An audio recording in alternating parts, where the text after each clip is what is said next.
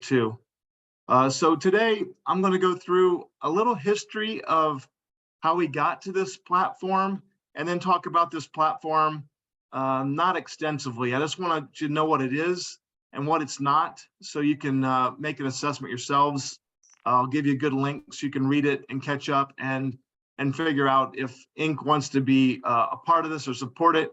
You can support pieces of it. You can use it as a handbook for yourselves. It's meant to be pretty versatile. So with that, let me get into it. Was anyone able to use the barcode to get the slides?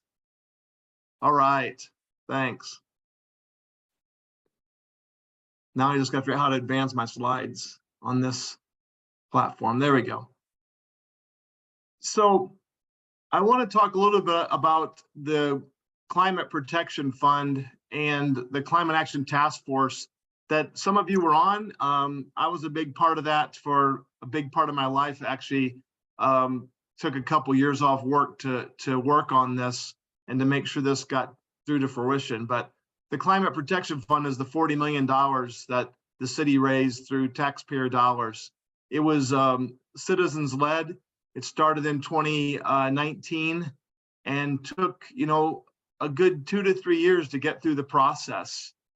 And a lot of what the volunteers and the people who were involved in this did was from years of trial and error, a lot more error than trial maybe. And then against a lot of forces that didn't want this to happen for whatever reason, where they didn't want to spend the money on it or didn't think it was important or had other interests that were more important than this. So the people that were involved in this really kind of reached a climax back in 2018 when the Intergovernmental Panel on Climate Change said that we have to drop our emissions in half by 2030. That woke everybody up. It kind of gave a rallying cry, and several groups came together. Joel Clark, City Councilman Clark, was a key figure in joining those forces together. And from that, and I'm not getting all the details there, it turned into a Climate Action Task Force that put a ballot initiative on the ballot that won with 64% of the vote to enact a $40 million climate tax. And that tax will go up as the city's revenues go up. That tax goes up with there. So out of that, the new climate committee was formed. Actually, it's an office in the government or in the city. There's an executive director that's in charge of that now. All those positions were created as a result of this Climate Protection Fund. And now the city is one of the leaders in the country in climate. But for all they're doing, it's still not enough. And as we were looking at this mayor's campaign that were coming up, we started looking at the previous administration and saying, where are all the places we went wrong? Where could we do better to really move the needle on climate? And as we started talking to other groups, we realized it wasn't just the climate action teams, it was the water team, the food team, the parks people. Everyone had a similar experience with this administration, that they went through very detailed task force, a lot of people giving their hearts and their time to come up with action plans that were never either funded or acted on or adopted or embraced.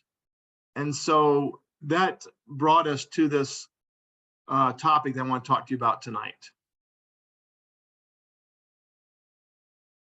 Oh, I threw one other slide in here too, because I always like to give some background on this about Denver's greenhouse gas emissions and where they're from. I just want to hit on that real quick, a little bit of climate plug here.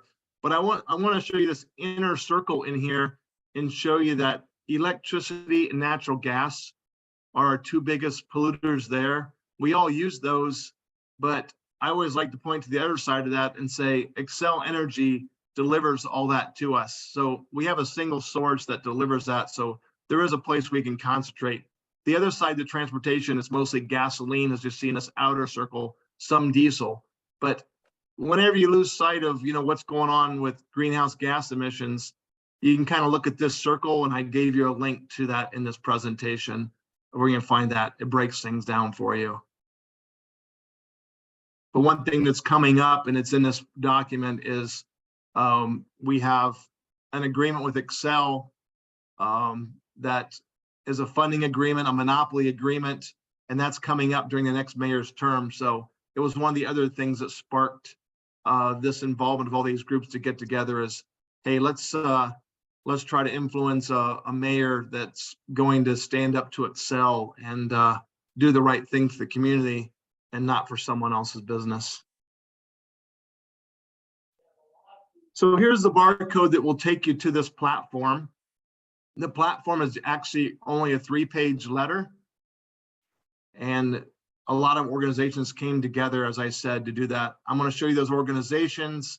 I'm going to jump through the letter rather quickly, and then I'm going to open it up for discussion, because I think that's the best way to bring out what was going on here. So this was the end of the letter, and the people who signed on to this. Thank those of you who are on this list, or your organizations who are on this list. It's a wide range of groups. It's not inclusive of in any way. There's a ton more people that would have want to be on this and put this together. But these were the groups that had the resources and the history to be able to throw all this into one document, so that we didn't miss something and that we had a pretty good document. One thing that governed this was a commitment to equity, environmental justice. I love the opening to your meeting where you talk about these things, and all these groups are very vested in this and wanted to make sure that this platform considered this first and foremost of everything else. This platform doesn't try to prescribe the solutions, but more presents what solutions were already out there and what groups would need to come together to present or to accelerate the next administration's foray into this area. So next I'll go into the different areas of the platform. There's a climate mitigation section, and mainly what we're asking for is for the next mayor to support the previous Climate Action Task Force recommendations from 2020. Part of that is raising $200 million a year. The existing tax only raises 40. And then part of it is these top 2 goals here, reducing greenhouse gas emissions 65% by 2030. That's what the fair amount is for Denver to reduce by to meet that IPCC panel's goals. And then 100% by 2040. Denver should have the means to do that, and it needs to move in that direction. Most of the direction that Denver's moved on those numbers right now has come from Excel moving to renewables, mostly through the electricity supply.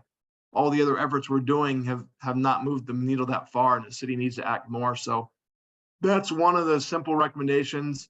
Down here for land use and transportation, there's other plans that have been out there for years. The Denverite plan and the Denver Streets Partnership plans already prescribe what needs to happen. We don't need to put a new task force together to start over and delay this action another 2 or 3 years, which is what has been happening with the current administration.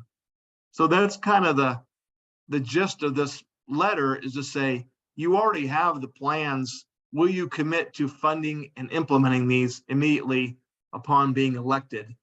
And we're also not trying to endorse a candidate. We're trying to get as many candidates as we could to adopt this, so that whoever does get elected has this commitment in place. Here's one on food. There's a Denver Food Action Plan that I know was, I think, 3 years in the making to put that together. Very well thought out. It commits not only to food, but to the waste from the food and what needs to go on. Moving on to waste, there's a sustainable resource management plan that's pretty recent that came out. And so we're asking for them to follow that plan. A lot of these plans did include equity and injustice in those and have already been built into these, but is not saying we don't have more ways to go in that area. There's a water plan, the Denver One water plan from 2021. And then I copied the whole parks and open space section because it's pretty near and dear to all our hearts, and had a ballot initiative that was shot down that was in this interest. And just wanted you to be able to read this and see this. I can read this real quickly if you want, or you can read it. But it essentially ticks off the things we all want is, hey, save parks within 10-minute walk. We need to connect the neighborhoods together, both neighborhoods of people and neighborhoods of habitat and wildlife. Minimize sprawl where there's natural development, but provide density where it's needed to do both sides of the equation. And then one final plug at the bottom for our mountain parks and the special place that Denver is, and be able to, there's a special obligation to preserve that and make sure it's there for the next generations. So that's my overview of the platform. And I'll go back to the original slide here so that you can click on that barcode if you want, and we can have a discussion.